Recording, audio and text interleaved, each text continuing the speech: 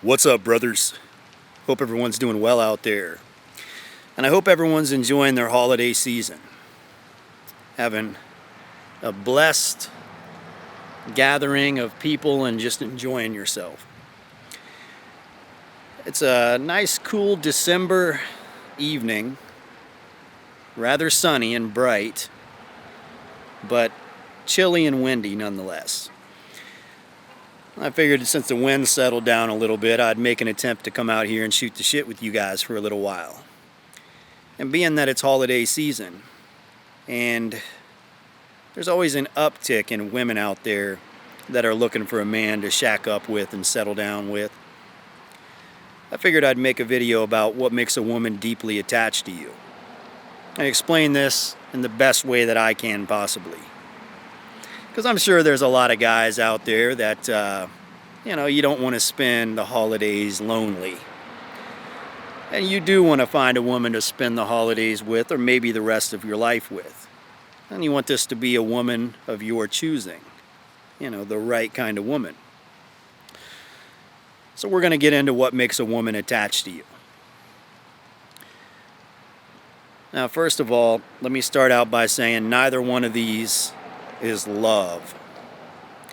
Love is not an issue, and everyone thinks it is because you've been lied to, and you need to get this whole concept of love out of your mind right now. Just forget about it. Now, what do I mean by this? Well, at best, love is a fleeting emotion that lasts a couple of weeks, and then the oxytocin wears off, and in the aftermath, you're either left with an attachment or contempt and disgust for that person. Usually. Sometimes indifference, but usually it's one or the other, right? It's either attachment or you just want nothing to do with them. So get the whole concept of love out. All right, there's no point in it. Now, the two things that make a woman deeply attached to you, we'll get right into it, are number one, the tradition that you set with her. Having traditions in your relationship. And we'll get into details about that. And number two, sex. The pickup artists and the Manosphere Red Pillars and whatever, they're right about that. Sex is at least one of the glues that holds a relationship together. No doubt about it. But we got to get into that one a little bit deeper because sex is different to a man than it is to a woman. It's two completely different things. So I'm going to explain that too in this video. Now, what do I mean by traditions? Well, an example on a macro scale, a family tradition would be every Thanksgiving you go to grandma's house for Thanksgiving. Every year until she passes away and the torch is passed to whoever's next in line. That's a family tradition. Spending holidays at certain places, doing certain things with the family. These are family traditions. Marriage, maybe a family business that's passed down from one generation to the next. There's plenty of larger family traditions, and these all need to be incorporated because the stronger your family traditions are and the more family traditions you have, the more likely your relationship is to succeed. Now, a lot of people out there, and if you're somebody that's spending the holidays alone, it's likely that you either have no idea or no concept about family traditions, none, that's why you're alone, or two, you grew up in a broken family and you hold contempt towards the family traditions that you were taught. You're against the family traditions, so you decided to rebel and go be a black sheep. Usually it's one of those two. But if you want to have a strong relationship, you have to understand that a relationship is the budding of a marriage and a family. You meet a woman, eventually you tie the knot, you have children, you raise your kids to be the best they can possibly be. That's what it's all about. The deeper your family traditions are, the stronger your relationship's going to be, flat out. But that's on a macro scale. That's what takes time to develop. early on, how you develop traditions are through consistency and function. And everybody that's come to me, all of the people that have gotten married, I should say, the people that have come to me and they say, look, I've met this girl, we've been dating, blah, blah, blah. I want to be with her, I want to stay with her. What should I do here? You know, these people over here are telling me hypergamy and high value and uncertainty and all this. I don't want to screw it up. I want to do it the right way. And I say, well, you have to have traditions. But traditions are just consistency and function. So, for example, I say, well, what's one of her hobbies? She likes to go out and dance. Okay, what night does she go out and dance? She usually goes out on Fridays, but since we've been seeing each other, she quit. I say, well, she shouldn't quit. You should lead the way and say, hey, I know you like to dance on Friday nights. I like to do karaoke on Wednesday nights. How about you come with me on Wednesday to karaoke, and I'll come with you on Thursday to dance, and we'll do this every week. So now you have consistency, right? You have expectations. You're not just aimlessly dating one another, right? And that's what most people do. It's like, well, whenever you're free, we'll go out and we'll get a drink and we'll smash, and then I won't call you the next day or whatever. You have to have consistency and function. And when you have this, that it becomes tradition, right? This can go on for the next 30 years. Every Wednesday is karaoke. Every Thursday you go out to dance, right? Maybe you're religious. You know, maybe you go to different churches. She comes to yours, you go to hers. You know, you're having consistency. Maybe you go to the gym every day. You bring her to the gym with you. You know, you're basically bringing her into your life, and you're kind of sharing these functions with each other and creating consistency, so you expect to see each other. You know, it's the opposite of uncertainty, but this is what creates attachment. And I know what some of you guys are thinking, well, that sounds kind of boring. Shouldn't we be going to clubs and filling them up with drinks and taking them home and smashing them? Well, you can do that with any chick. Okay, if you want a chick to be attached to you, you have to first discover if this is somebody that you can actually live life with. So you have to bring her into like your normal life. You know what I'm saying? And if she sticks to it and she sticks around, the attachment's going to develop. Again, and that's just how you get it started. And I'm telling you, the guys that do this, the guys that want to get married, and we say, well, okay, here's what you need to do, and they do it, they end up getting married. Almost every time. Okay, so that's the consistency and function and tradition. And as you're together, you can have, maybe you have 2 kids, and it's like, well, we need to designate a certain night when we're going to have sex, right? Kids can go stay with grandma or whatever, but you know, you have these different traditions that you incorporate.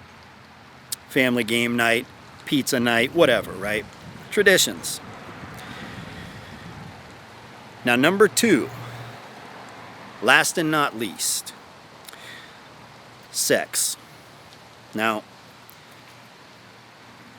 I wanted to save this because, you know, it's kind of an adult subject. So the people that stuck around to the end, we'll get into this with you guys. So hopefully we got, you know, hopefully it's adult years out there. But nonetheless, sex is different to a man than it is to a woman. How a man views sex is from the eyes of a gooner. If you don't know what a gooner is, look it up. A gooner.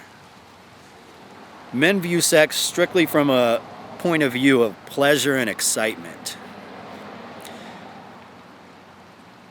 Women view sex, yeah, sure, there's pleasure and excitement there, but it is an experience to them that is like,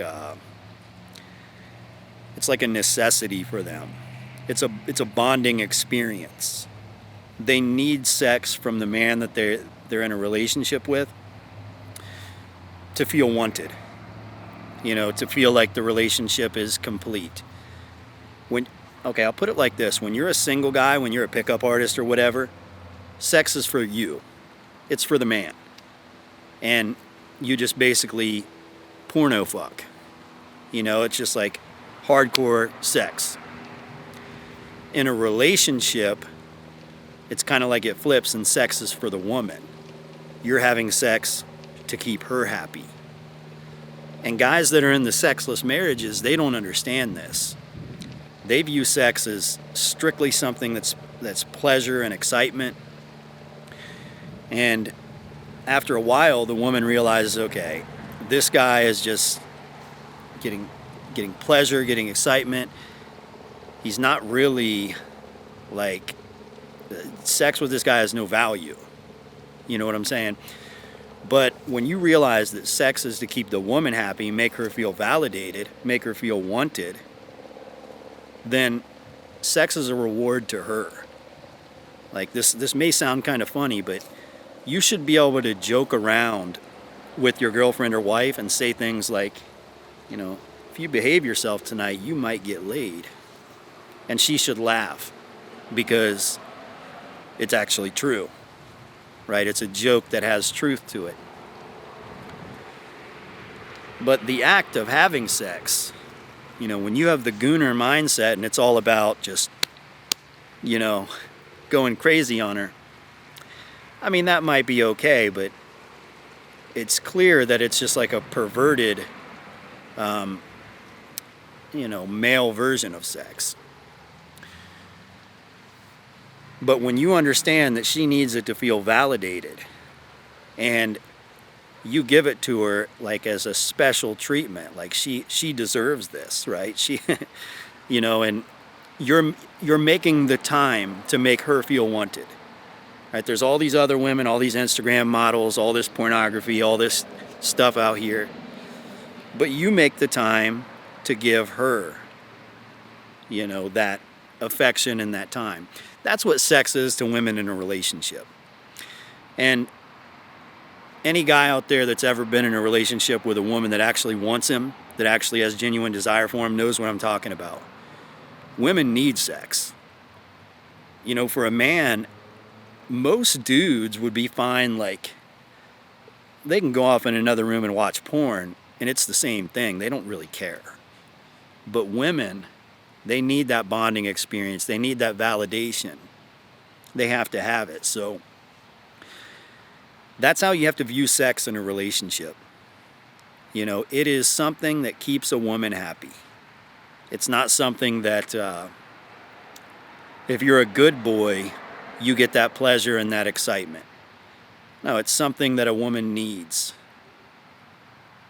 And when you just have that mindset, so like, the two of you are together, you're working all week, and you're making time to have dinner during the week, and you're going on about your business, and you have one night of the week designated, and you go home on Wednesday or whatever, Thursday night, your designated sex night, and you're kind of in a different mode. You're looking at her like she's the sexiest thing in the world, and you have a little bit of swagger in your step, like, you're about to give it to her, right? There has to be a special element of sex for the woman. Guys that know this, you know what I mean, right? When a woman has genuine desire for you and she's in a relationship with you, she needs it and she wants it all the time.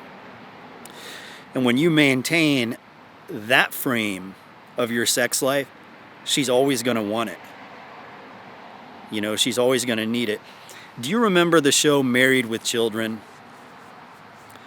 You remember how Peggy always wanted to have sex, and Al never wanted to do it. For her, it was like a validation thing. She just wanted Al to give it to her because they're a married couple, and she wanted that validation. She wanted to feel sexy and young, and she wanted him to give it to her, and he's always like viewed it as a chore almost. Sex is kind of like that in a long-term relationship on the male side, but it is what it is. On the pickup artist side, it's super exciting for the man, But in the marriage side, the excitement is for the woman. You know, the long-term relationship, the excitement is for the woman. But I tell you, if you conquer those two mountains, you have a strong family tradition embedded into your relationship, and you have a dedication to the sex life. And you understand sex isn't about you having a threesome with her and two escorts, or like you doing weird porno shit. I mean, that can be fun too, but it's mostly about the two of you bonding, which to gooners out there, that sounds beta. But if you're somebody that actually wants a relationship, you'll know what I'm talking about. But I suppose that's it. I suppose that's all that we have to talk about in this here video. And I'm sure there's a lot of you guys out there that are lonely on the holiday season. And I like to save these little talks for the end of the video for the people that stuck around till the end. And, you know, I think the number one reason why people are lonely is, at least in my generation, I think roughly 30% grew up in a one-parent household. Roughly 30% grew up in a step-parent household. And if you grew up in a one-parent household, you likely have no concept of what tradition is like, of what family is like. And if you grew up in a step-parent household, you're probably in that category where you sort of rebel against it. You want away from it. You don't want to be a part of your family. And so one of those two causes you to be a loner and a black sheep during the holidays. But a good way to provide consistency and function and get that tradition started in the holiday season would be, I'll give you an example of what we have going on here, and a lot of couples do this where I live. There's a little park not too far away from where I live. It's actually a church. They have a park outside though, and they light it all up with Christmas lights. And you know, that's a good way to start those traditions with somebody if what you want is a long-term relationship. Instead of going out to a club or whatever, some shit like that, invite them out to go take a walk and look at the Christmas lights. You know, get some hot chocolate, chill and talk, and make that a tradition.